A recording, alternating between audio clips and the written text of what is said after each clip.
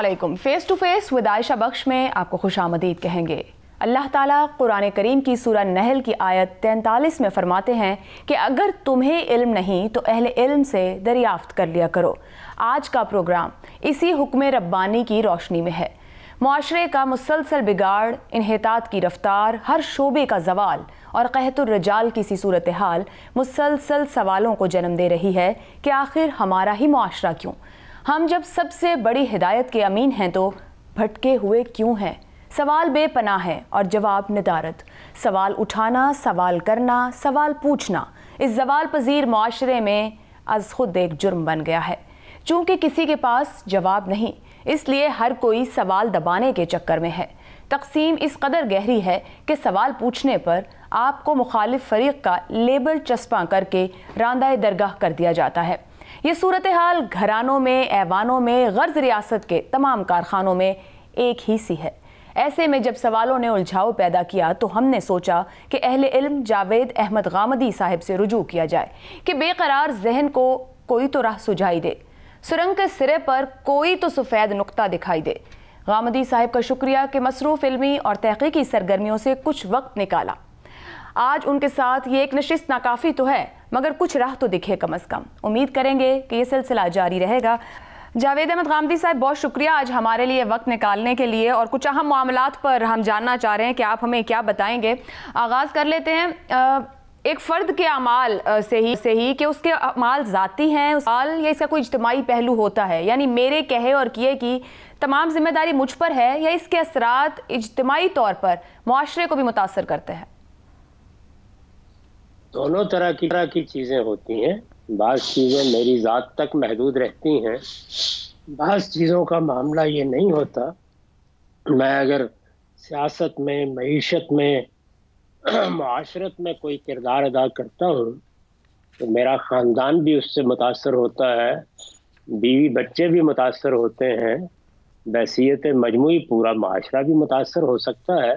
तो इसमें कोई उमूमी बयान नहीं दिया जा सकता, हर चीज़ का अलग अलग जायज़ा लेना होगा।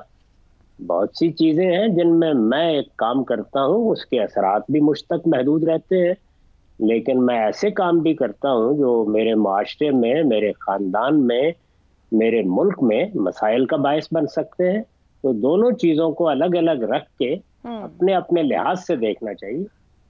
ठीक है। अब ये हम एक फ़र्द की बात कर रहे हैं, मगर एक रहनुमा या जदीद तस्वुर रियासत में अगर किसी मुल्क के चीफ एग्जीक्यूटिव की बात की जाए, वो जो कहता है या जो भी करता है, क्या वो उसकी ज़ात तक महदूद रहता है फिर रहनुमा का जो कौल व फेल है वो बड़े पैमाने पर उस कौम पर, उस मुआशरे पर उसके कोई असरात होते हैं? बड़े गैर मामूली असरात होते हैं। सियासी रहनुमा, उलमा, दानश्वर ये पूरी सोसाइटी के सामने जवाबदेह है। ये अपने घर में नहीं बैठे हुए। जब इन्होंने अपने आप को सोसाइटी की रहनुमाई के लिए पेश कर दिया या किसी मुल्क और कौम की रहनुमाई के लिए पेश कर दिया तो इनकी ज़ाती और इज्तिमाई ज़िंदगी में कोई फ़र्क नहीं किया जा सकता। वो हर चीज़ के लिए जवाबदेह है। जो नमूना वो अपने घर में पेश करेंगे, जो वो अपने मामलात में पेश करेंगे, जो वो कानूनी मामलात में पेश करेंगे, वो पूरे मुआशरे को मुतासर करेगा। रिसालत मआब सल्लल्लाहु अलैहि वसल्लम पूरी इंसानियत के रहनुमा थे। आपने अपने घर तक के मामलात लोगों के लिए खोल दिए। तो इस वजह से लीडर ये नहीं कह सकता, या कोई आलिम ये नहीं कह सकता, या कोई दानश्वर और रहनुमा ये नहीं कह सकता कि मेरी ज़ाती ज़िंदगी अलग है और मेरे ख्यालात, अफकार या मेरी जिम्मेदारियां अलग हैं। मेरी आपकी ये सूरत हो सकती है कि हम एक दायरे में ज़िंदगी बसर करते हैं, लेकिन जो शख्स कौम की रहनुमाई के मनसब पर फायज है उसको सबके लिए बेहतरीन नमूना बनने की कोशिश करनी है। गामदी साहब, हम अक्सर औकात अब ये देखते हैं कि जो हमारे सियासी अकाबरीन हैं, रहनुमा हैं, बज़ाहिर बगैर सोचे समझे, सूझबूझ के एक दूसरे पर संगीन नौयत के इल्ज़ामात लगाते हैं। अब यहाँ मैं किसी मखसूस जमात या रहनुमा की बात नहीं कर रही हूँ, दहाइयों में पनपने वाले सियासी कल्चर की बात कर रही हूँ। इस कल्चर को, रवाज को आप कैसे देखते हैं? दीन इस्लाम और आलमगीर अखलाकियात इस पर क्या कहती है? हर लिहाज से नहायत अफसोसनाक। जब आप किसी के बारे में जुबान खोलते हैं तो आप एक जिम्मेदार फर्द की हैसियत से जुबान खोलेंगे। आपको जो कुछ कहना है पूरी तहकीक के बाद कहिए, ہر چیز کے کچھ نتائج ہیں. یہ آپ کو معلوم ہے کہ ہمارے دین میں تو قذف کا قانون موجود ہے، یعنی کسی شخص پر آپ نے تہمت لگا دی، اب آپ ثابت نہیں کر سکتے اور اس کے لیے جو ضروری نصاب ہے اس کے مطابق ثابت نہیں کر سکتے، تو ایسے شخص کی پیٹھ پر کوڑے برسانے کا حکم دیا گیا ہے. یہ کیسے ہو سکتا ہے کہ کسی کے بارے میں آپ بات کریں، اس پر تہمت لگا دیں، بہتان لگا دیں، بے سوچے سمجھے ایک بات کہہ دیں؟ ہمارے دین میں ہمیں یہ تعلیم دی گئی ہے کہ تم کوئی بھی بات اگر کرتے ہو اور سنی سنائی بات آگے بیان کر دیتے ہو تو یہ جھوٹا ہونے کی علامت ہے. رسول اللہ صلی اللہ علیہ وسلم نے فرمایا ہے کفا بالمرء کذبا ان یحدث بکل ما سمع. عام آدمی کے لیے بھی اگر وہ ہر سنی سنائی بات لوگوں کے بارے میں کہہ دیتا ہے تو یہ اس کے جھوٹا ہونے کے لیے کافی ہے. جہاں یہ کہ کوئی سیاسی رہنما، کوئی عالم، کوئی بڑا شخص، کوئی رہنما ایسی بات کرے، نہایت ذمہ داری کے ساتھ زبان کھولنی چاہیے. قرآن مجید نے کہا ہے کہ اجتنبوا کثیرا من الظن ان بعض الظن اسم. اس طرح کی بدگمانیاں کرنے سے بچو، یہ تمہیں گناہ کے آخری مقام تک لے جاتی ہیں. غیبت کرنا، تمسخر اڑانا، کسی کے اوپر الزامات لگانا، بے سوچے سمجھے بات کرنا بہت بڑے گناہ ہیں. یہ کبیرہ گناہ ہے جن کے لیے ضروری ہے کہ اگر آپ کو احساس ہو جائے تو آپ معافی مانگے، ورنہ اللہ تعالیٰ کے حضور میں یہ اس شخص کا مقدمہ بن جائیں گے اور آپ کو اپنی نیکیاں دے کے قیامت میں جان چھڑانی پڑے گی. غامدی صاحب، آپ خود کہہ رہے ہیں تہمت، بہتان، اس تمام غیبت، تمسخر گناہ کبیرہ ہیں اور بہت سوچ سمجھ کے بات کرنی چاہیے. آپ ایک استاد ہیں، آپ کا تجزیہ کیا کہتا ہے کہ ہمارے زوال اور انحطاط کے آخر وجوہات کیا ہیں؟ کیا مذہب سے دوری ہے؟ مطلب مجموعی طور پر آپ دیکھیں ملاوٹ، ذخیرہ اندوزی اور بہت سی برائیاں موجود ہیں ہمارے میں، اس سب کے پیچھے معاملہ کیا ہے؟ دو بنیادی چیزیں ہوتی ہیں. قوموں کا اجتماعی زوال اس وقت ہوتا ہے جب وہ علم اور اخلاق کے لحاظ سے پستی میں گر جاتی ہیں. مسلمان قومیں جو اس وقت دنیا میں موجود ہیں ان کے ساتھ بھی یہی ہوا ہے.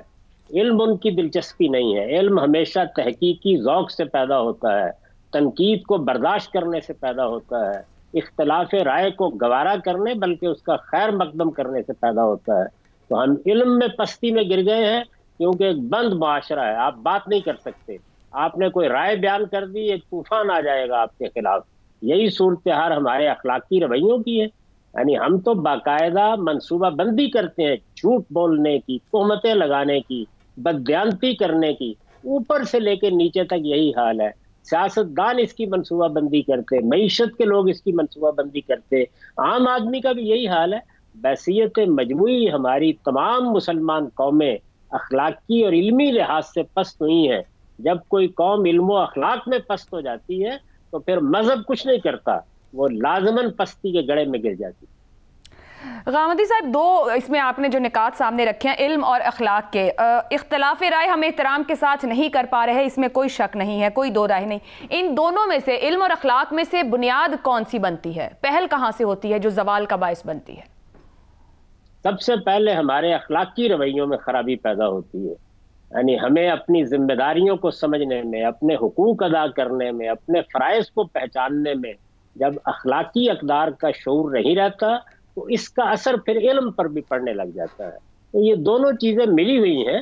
انفرادی اخلاقیات جو ایک فرد تک محدود ہوتی ہیں ان میں کوئی خرابی ہو جائے تو قومی سطح پر اتنا اثر نہیں پڑتا، لیکن معاملات کی اخلاقیات علم پر بھی اثر انداز ہوتی ہے، سیاست پر بھی اثر انداز ہوتی ہے، قومی افتخار پر بھی اثر انداز ہوتی ہے.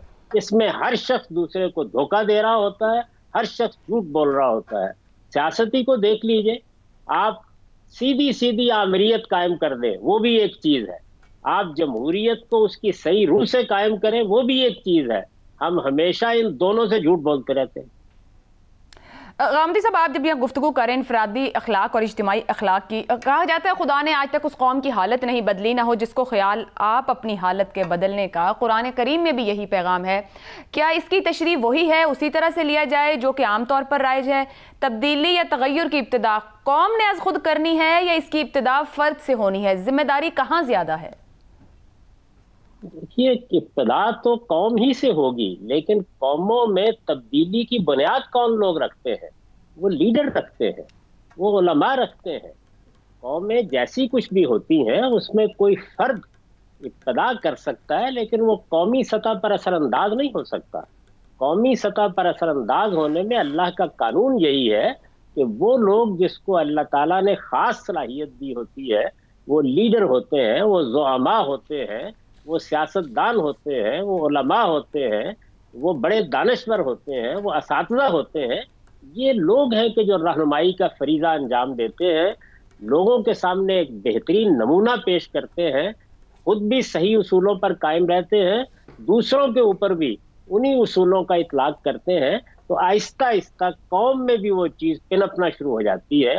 قومی سطح کے اوپر کسی تبدیلی کے لیے لیڈرشپ کے ذہن، فکر اور طرز عمل میں تبدیلی ضروری ہے. غامدی صاحب، حدیث ایک اکثر سننے پڑھنے میں بھی ہمارے آتی ہے، اعمالکم اعمالکم، یعنی جیسے تمہارے اعمال ہوتے ہیں ویسے ہی حکمران تم پر مسلط کیے جاتے ہیں. اب اس سے مراد کیا لی جائے؟ مغرب میں عموماً ہم دیکھتے ہیں جو بہتر حکمران اور نظام ہے وہ وہاں کے اعمال کے بدولت ہیں. یہ قحط الرجال یا انحطاط بالعموم مسلم ممالک پر کیوں دکھائی دے رہا ہے، کیوں چھایا ہوا ہے؟ یہ دیکھیے، یہ دونوں چیزیں آپس میں لازم و ملزوم ہیں. یعنی جب اعمال برے ہو جائیں گے تو اعمالکم امالکم ہو جائیں گے. یعنی برے اعمال کے نتیجے میں قوم کا انتخاب غلط ہو جائے گا، وہ غلط قسم کے لوگوں کو لیڈر بنانے لگ جائے گی، وہ چیزوں میں ایسی رعایت دینے لگ جائے گی کہ کبھی یہ معذرت اور کبھی وہ معذرت. اس طرح جب پھر اس نوعیت کے لیڈر آ جائیں گے تو وہ پلٹ کے قوم پر اثر انداز ہونا شروع ہو جائیں گے. تو اس کی نوعیت اس طرح ہوتی ہے. ابتدا کہاں سے ہوتی ہے؟ اگر آپ غور کر کے دیکھیں تو ابتدا ہمیشہ لیڈرشپ سے ہوتی ہے. جب ایک بار لیڈرشپ کی خرابیاں عوام کی خرابیاں بن جاتی ہیں تو پھر عوام جیسے ہوتے ہیں ان کے اندر سے ویسے ہی لیڈر پیدا ہونا شروع ہو جاتے ہیں. یہ دو طرفہ معاملہ ہے. اس کی ابتدا کے بارے میں تو بات کی جا سکتی ہے لیکن بعد میں اس کی نوعیت ایک سائیکل کی ہوتی ہے، ایک دوسرے پر اثر انداز ہوتا رہتا ہے. غامدی صاحب، اب یہ بڑا اہم معاملہ کہ آپ نے کہا ابتدا پہ بات ہو سکتی ہے، دونوں لازم و ملزوم ہے، لیکن بعد میں سائیکل ہے. ہم اس وقت جس اسٹیج پر موجود ہیں، ہمارے جو حالات اور معاملات ہیں، جیسے لیڈرز ہمارے پاس رہنما کسی بھی جگہ پر کسی بھی اس میں موجود ہو، اب یہاں سے تبدیلی کا طریقہ کار کیا ہوگا؟ یعنی جس جگہ ہم موجود ہیں یہاں سے بہتری کی جانب کیسے جایا جا سکتا ہے؟ کیا ہمارے، جو آپ نے ایک بات کی کہ خاص صلاحیت وہ لیڈرز میں ہوتی ہے، کیا ہمارے لیڈرز میں ہے؟ اگر نہیں ہے تو وہ کہاں سے آئے گی؟ جس وقت کسی قوم میں بگاڑ اس سطح پر ہو جائے تو پھر اللہ تعالیٰ کچھ لوگوں کو شعور دیتا ہے. اگر آپ قوموں کی تاریخ کا مطالعہ کریں، ہر شعبہ زندگی میں کوئی ایک دو ایسے لوگ پیدا ہونا شروع ہو جاتے ہیں جو قوموں کو اٹھاتے ہیں، بلاتے ہیں. وہ پھر کوشش کرتے ہیں کہ باقی لیڈرشپ پر بھی اس کے اثرات نمایاں ہوں. تو یہ معاملہ جب بھی ہونا ہے، اگر اللہ نے کرم فرمایا تو یہیں سے ہوگا. اس وقت صورتحال یہ ہے کہ ہم ایک بدترین نوعیت کے سائیکل کی گرفت میں آ چکے ہیں. یہ صورتحال پورے عالم اسلام کی ہے. تو جہاں کہیں بھی سیاست میں یا علماء میں یا دانشوروں میں بہتر لیڈرشپ سامنے آئے گی، ہمیں کوشش کرنی چاہیے کہ اس کو آگے بڑھائیں، اس کا تعارف پیدا کریں. جو لوگ بھی شعور رکھتے ہیں وہ آگے بڑھ کر خیر مقدم کریں. آپ نے دیکھا کہ قیام پاکستان سے پہلے ہمارے ہاں 3 ایسے لوگ پیدا ہوئے جو اپنے کردار، اپنی سیرت، اپنے علم، اپنے اخلاق کے لحاظ سے بے حد ممتاز تھے. ان لوگوں کی مساعی کا نتیجہ بھی نکلا. تو اس طرح کے لوگ کتنے پیدا ہوئے؟ ہمارے ہاں کم پیدا ہوئے. پاکستان بننے کے بعد ہم ایک طرح کے قحط الرجال میں مبتلا ہو گئے. مجھے اس وقت قحط الرجال پر آواز دوست کے وہ جملے یاد آ رہے ہیں کہ جب یہ ہو جاتا ہے تو جو دنیا میں قحط پڑتے ہیں ان کی تباہی سے بڑی تباہی قوموں پر آ جاتی ہے. غامدی صاحب، آگے بڑھنے سے پہلے اسی گفتگو میں ایک چھوٹی سی بات یا مزید آپ سے جاننا چاہیں گے. یہ جس سائیکل یا اجتماعی بگاڑ کی ہم بات کر رہے ہیں، اس کی کوئی انتہا ہے کہ یہ اس کا نقطہ اختتام ہوگا، بگاڑ کی یہ انتہا ہوگی؟ 2 نتیجے نکلتے ہیں. قوموں کے اندر اچھی لیڈرشپ کی اپریسیشن پیدا ہو جاتی ہے تو وہ نکل آتی ہیں اس کے اندر سے. نہ ہو تو پھر بڑے انتشار، بڑی تباہی. یعنی آخر ہم پڑھتے ہیں نا کہ اندلس میں وہاں تک تباہی پہنچ گئی کہ مسلمانوں کی پوری سلطنت برباد ہو گئی. سلطنت روما اس طرح زوال آشنا ہو گئی. تو اس لیے یہ دونوں چیزیں ہوتی ہیں. اس میں انتظار کرنا چاہیے اور اپنی جگہ پہ کوشش بھی کرنی چاہیے. یعنی لیڈر کب پیدا ہوں گے، بڑے عالم کب پیدا ہوں گے، وہ تو اللہ تعالیٰ فیصلہ کرے گا، لیکن میں ایک چھوٹی سی شمع جلا سکتا ہوں، میں ایک دیا روشن کر سکتا ہوں، مجھے وہ لازمن کرنا ہے، کیونکہ میں اپنے دائرے میں یہ کردار ادا نہیں کروں گا تو کل خدا کی عدالت میں جوابدہ ہوں گا۔ اس معاملے میں ہر آدمی کو ایک ذمہ داری ادا کرنی ہوتی ہے، اس ذمہ داری کو ختم کر کے نہیں بیٹھنا۔ لیکن قومی سطح پر تبدیلی اسی وقت آتی ہے جب کسی شعبے میں بڑی لیڈرشپ پیدا ہو۔ غامدی صاحب، آج کل کے حالات اور معاملات میں بات بے بات مذہب اور حب الوطنی کا کارڈ بہت زیادہ استعمال کیا جاتا ہے، کسی کی بھی حب الوطنی اور مذہب کو مشکوک کر دیا جاتا ہے، اس رویے پر آپ کی رائے کیا ہے؟ بہت ہی افسوسناک رویہ ہے۔ کسی کو کوئی حق نہیں ہے کہ وہ ایسی بات کرے۔ اگر کسی سے کوئی جرم سرزد ہوگا قانون کے مطابق تو اس پر اس طرح کے الزامات لگانے سے اس کا اس بات نہیں ہوتا۔ پھر آپ کو میدان میں آنا چاہیے اور واضح بات کرنی چاہیے۔ ہم اصل میں اپنے سیاسی مقاصد کے لیے اور کبھی مذہبی مقاصد کے لیے اس طرح کے الزامات لگاتے ہیں۔ میرے نزدیک کسی شخص کو یہ حق نہیں ہے کہ وہ لوگوں کے مذہب کے بارے میں اس طرح کے کمنٹ کرے، نہ ان کی حب الوطنی کے بارے میں کسی کو اس طرح کا تبصرہ کرنے کا حق ہے۔ ہر شخص کے بارے میں یہ مانا جائے گا کہ وہ وطن سے بھی محبت کرتا ہے، اپنی قوم سے بھی محبت کرتا ہے، اور اگر وہ اپنے آپ کو مسلمان کہتا ہے تو اپنے دین سے بھی محبت کرتا ہے، مسیحی کہتا ہے تو اپنے دین سے بھی محبت کرتا ہے، ہندو کہتا ہے تو اپنے دین سے بھی محبت کرتا ہے۔ یہ دوسروں کا کام نہیں ہے کہ وہ میرے مذہبی رویے کے بارے میں یا میری حب الوطنی کے بارے میں مجھے سرٹیفکیٹ دیں۔ اس کا راستہ بند ہونا چاہیے، اور سوسائٹی میں ایسی کوئی قانون سازی بھی نہیں ہونی چاہیے کہ جو اس طرح کے تصورات کو ہوا دے۔ ہمارے ہاں بدقسمتی سے یہ ہوئی ہے اور اس کے اثرات اب پوری سوسائٹی پر ہے۔ جاوید احمد غامدی صاحب ہمارے ساتھ موجود ہیں، ایک چھوٹا سا وقفہ لے لیتے ہیں اور کچھ اور تکلیف دہ معاشرتی مسائل پر ان کی رائے لیتے ہیں اس بریک کے بعد۔ پروگرام میں آپ کو ایک بار پھر خوش آمدید کہیں گے۔ جاوید احمد غامدی صاحب آج ہمارے مہمان ہیں اور بہت سے اہم مسائل پر ان کی رائے ہم سامنے رکھ رہے ہیں کہ آخر ہم جو باتیں اور سوال اٹھاتے ہیں ہمیں خود بھی اپنے آپ کو دیکھنے کی ضرورت ہے کہ ہمارا حصہ کتنا اور کیسے بنتا ہے۔ غامدی صاحب، آئے دن آپ کی نظر سے ایسی دل دہلا دینے والی خبریں گزر رہی ہوں گی، ننھی بچیوں کے ساتھ، بچوں کے ساتھ، خواتین کے ساتھ زیادتی کے واقعات۔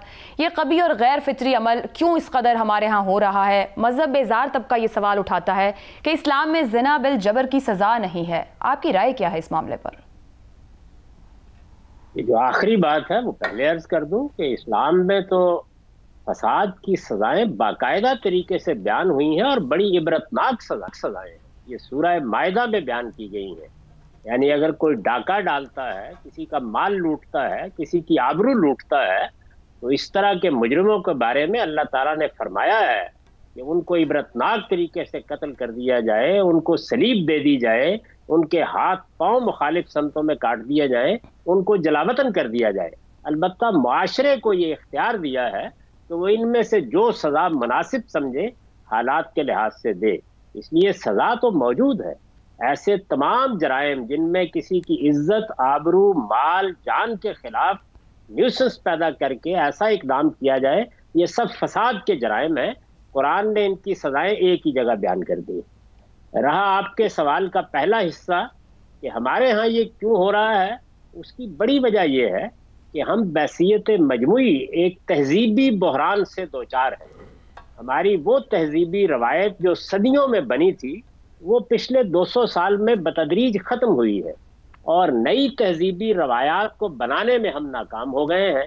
اس کا ایک لازمی نتیجہ یہ نکلا ہے کہ ہمارا خاندان، ہمارا گھر، ہماری مسجد، ہماری تعلیم گاہیں وہ اب اخلاقی تعمیر میں کردار ادا نہیں کرتی، اور اخلاقی تعمیر یہ ہمارے ہاں پورے معاشرے کے لیے اجنبی چیز بن گئی ہے۔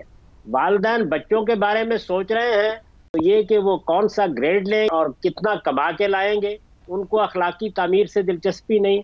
ہمارے نصابات بنتے ہیں، وہاں اخلاقی تعمیر کا کوئی سوال نہیں ہوتا۔ ہمارے ہاں خانقاہ کا ایک بہت بڑا ادارہ تھا اخلاقی تعمیر کے لیے، ہم اس کو زندہ نہیں رکھ سکے۔ تو بحیثیت مجموعی اخلاقی تعمیر ہمارا موضوع ہی نہیں ہے۔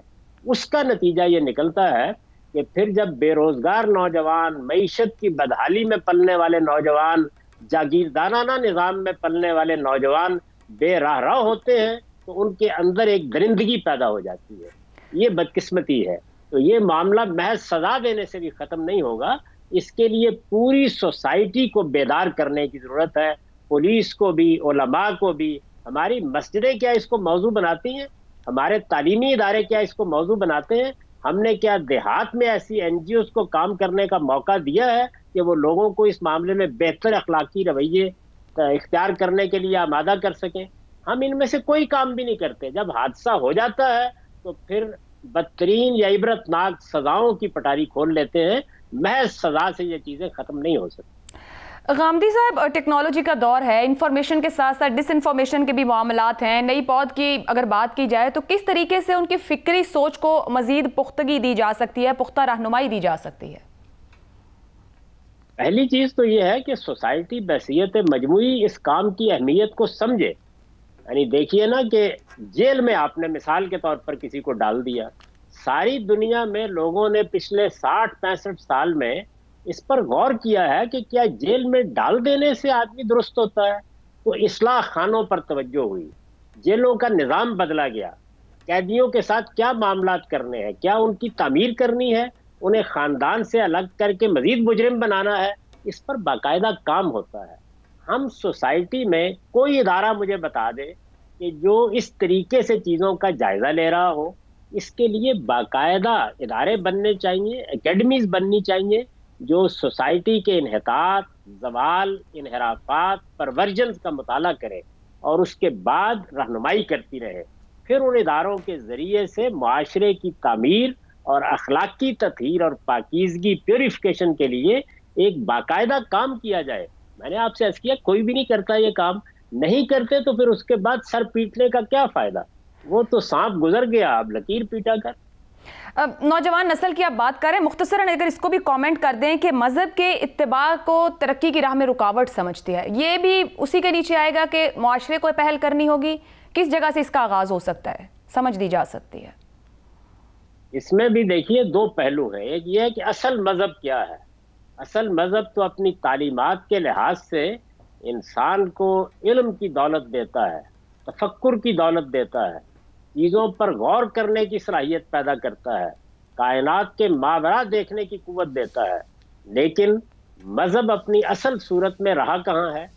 جس طرح کی تعبیرات اس کی ہو جاتی ہیں، اس میں تو وہ مرنے مارنے کی چیز بن چکا ہوتا ہے۔ فلاں کو کافر قرار دے دو، فلاں کی گردن کاٹ دو۔ یہ ابھی دیکھیے کیا حادثہ ہوا ہے، یعنی دن دہاڑے ایک عالم کو قتل کر دیا گیا، کیا قصور تھا؟ لیکن بحیثیت مجموعی ہم سب قصوروار ہیں، اس لیے کہ یہ جنون کی ذہنیت ہم پیدا کرتے ہیں۔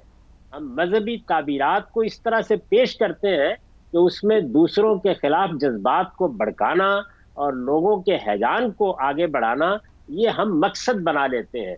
کبھی آپ دیکھیے یہ آپ کے ہاں سوشل میڈیا پر جو چیزیں لکھی جاتی ہیں، مذہبی اختلافات جیسے بیان ہوتے ہیں، سیاسی اختلافات جیسے بیان ہوتے ہیں، کیا ان میں سے کچھ چیزیں کوئی مہذب آدمی پڑھ بھی سکتا ہے؟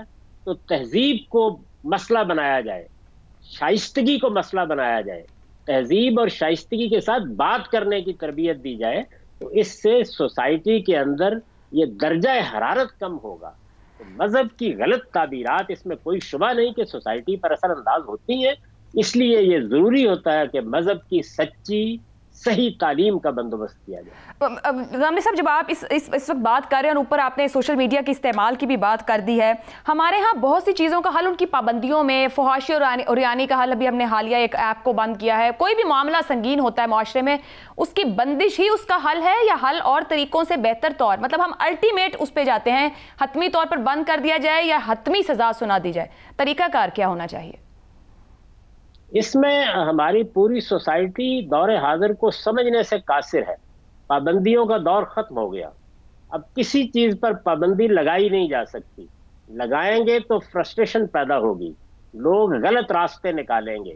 لوگوں کی تربیت کرنی، ہر دور کی اپنی ایک سائنس ہوتی ہے۔ سماجی سائنس میری یا آپ کی خواہشات پر کام نہیں کرتی۔ جب ایک نوعیت کی تہذیب ہمارے ہاں موجود تھی تو میں نے خود دیہات میں دیکھا ہے اپنے بچپن میں کہ ایک بزرگ بھی بعض اوقات ڈانٹ دیتا تھا تو سب سن لیتے تھے۔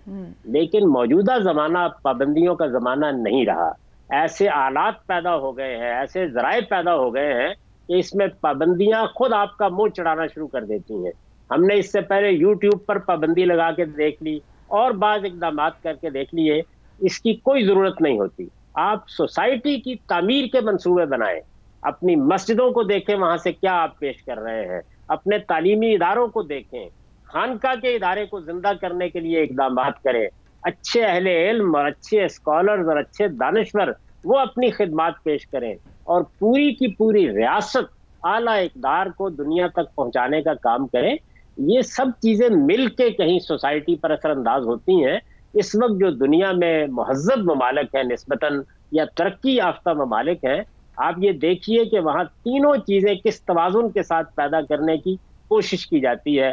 یعنی معاشرتی زندگی کو کیسے منظم کیا جاتا ہے، سیاسی زندگی کو کس طریقے سے خلفشار سے نجات دلائی جاتی ہے، ایک باقاعدہ نظام کے اندر لوگ ڈھلتے چلے جاتے ہیں.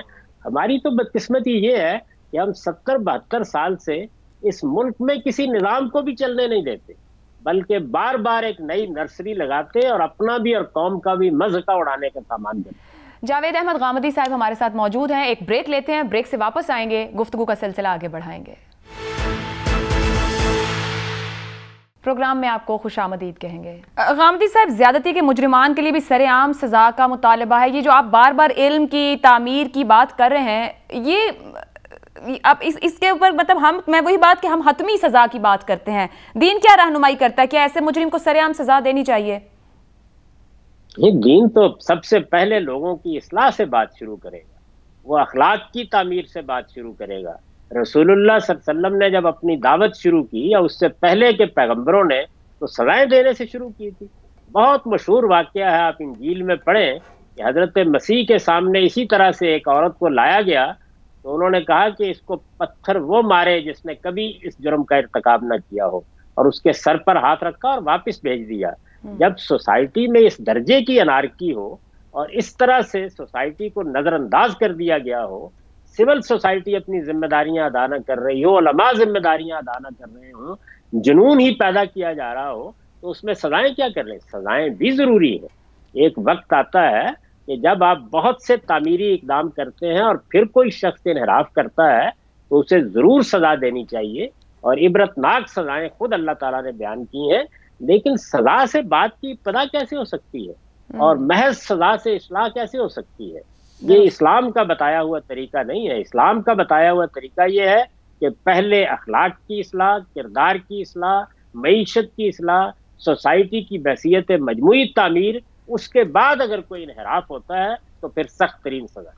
غامدی صاحب، اخلاقیات سے واپس آتے ہیں. تھوڑا سا آخری سوال سیاست کی جانب. جمہوریت کیا اسلام سے متصادم کانسیپٹ ہے؟ اسلام نے تو خود یہ اعلان کیا، اور اس وقت کیا جب دنیا میں کوئی نہیں سننے والا تھا، کہ مسلمانوں کا اجتماعی نظم امرہم شورا بینہم پر ہوگا. یہ قرآن کے الفاظ ہیں. یعنی لوگوں کی رائے سے حکومتیں بنیں گی، لوگوں کی رائے سے اجتماعی نظام وجود میں آئے گا، ان کی رائے کی تائید کی بنیاد پر قائم رہے گا. لوگوں کی رائے سے محروم ہو جائے گا تو اپنا جواز کھو دے گا. ہمارے سب سے بڑے سیاسی شخصیت نے آپ جانتی ہیں کہ حضرت عمر فاروق ہیں، انہوں نے کہا کہ لا خلافت الا مشورۃ من المسلمین، مسلمانوں کی رائے کے بغیر کسی حکومت کا کوئی تصور نہیں ہے. تو جمہوریت کا سبق اسلام نے دیا ہے. جمہوریت کے سوا رستہ ہی کوئی نہیں ہے. جائز حکومتیں صرف دو ہوتی ہیں، یا اللہ تعالیٰ کسی کا تقرر کرے یا لوگ تقرر کریں. اللہ تعالیٰ کا معاملہ تو ختم نبوت کے بعد اب بند ہو گیا، اس لیے اب لوگوں کو حکومتیں قائم کرنی ہے. جمہوریت کے سوا کوئی دوسرا تصور بھی پیدا نہیں کیا جا سکتا اسلام کی بنیاد. آپ نے جمہوریت کو بڑا کھول کر وضاحت سے بیان کیا ہے. سیاست میں ہمارے موروثیت بہت بڑھ گئی ہے. سیکولر جماعتیں، کچھ مذہبی جماعتیں بھی ہمیں دکھائی دے رہی، سربراہی اولادوں میں منتقل ہو رہی ہے. سمجھ نہیں پا رہے، اپنے لیے جمہوریت پسند تو کرتے ہیں مگر خود اپنی اپنی جگہ پر اس جمہوریت کو بڑھاوا نہیں دیتے آگے. لیڈرشپ میں موروثیت کا خاتمہ ہمیشہ وقت کے ساتھ ہوتا ہے. یعنی ایک لمبا عرصہ گزارنے کے بعد آپ بار بار انتخابات میں جاتے ہیں، سیاسی جماعتوں کی تہذیب کرتے ہیں، نیچے سے اوپر تک سیاسی نظام بنانے کی صحیح کرتے ہیں. اس میں جن قوموں نے کامیابی حاصل کی ہے ان کے ہاں بھی ایک زمانے میں یہی صورت تھی. اس وقت بھی کبھی کبھی پیدا ہو جاتی ہے کہ ایک خاندان سے لوگ سامنے آتے ہیں. اس میں کوئی حرج کی بات نہیں اگر وہ میرٹ پر آئے، یعنی جمہوری عمل جاری ہو، اس کے اندر سے قیادت پیدا ہو، پارٹیوں میں نیچے تک انتخابات ہوں، کھلی سیاست، کھلے اختلافات کے ساتھ پارٹیاں کام کریں، حکومتیں کام کریں. یہ ایک بار اس کو چلنے دیجئے، آپ دیکھیں گے کہ آہستہ آہستہ یہ چیز ختم ہونی شروع ہو جائے گی. آپ ہندوستان میں اپنی آنکھوں سے دیکھ لیں، محض جمہوری پروسیس کے چلنے کے نتیجے میں اب نہرو خاندان کہاں ہے، گاندھی خاندان کہاں ہے، آپ دیکھیں بتدریج تبدیلی آنی شروع ہو گئی. تو اس لیے یہ تبدیلی سیاسی یا سماجی سطح پر ایک دن میں نہیں آتی. کسی نظام کو چلنے تو دیجئے کہ وہ اپنے نتائج پیدا کرے. بہت بہت شکریہ جاوید احمد غامدی صاحب ہمارے لیے وقت نکالنے کے لیے. ایک نشست ناکافی ہے، انشاءاللہ مستقبل میں بھی آپ سے سوالات رکھتے رہیں گے اور آپ اسی طرح وقت دیتے رہیں گے. جاوید احمد غامدی صاحب ہمارے ساتھ موجود تھے جو آج اخلاقی سیاسی معاشرتی مسائل کرنا ہے. وہ کہتے ہیں کہ ہمیں اخلاقی طور پر شروع کرنے کی ضرورت ہے. اصلاح اور اخلاق تعمیری رویوں کے ساتھ ابتدا ہے ان تمام مسائل کی. اپنی اپنی جگہ چھوٹی چھوٹی شمع روشن کرتے رہنا چاہیے تاکہ معاشرے میں اچھائی کا پرچار ہوتا رہے. آپ اپنا فیڈ بیک بھیج سکتے ہیں. مجھے اجازت دیجیے. اللہ حافظ.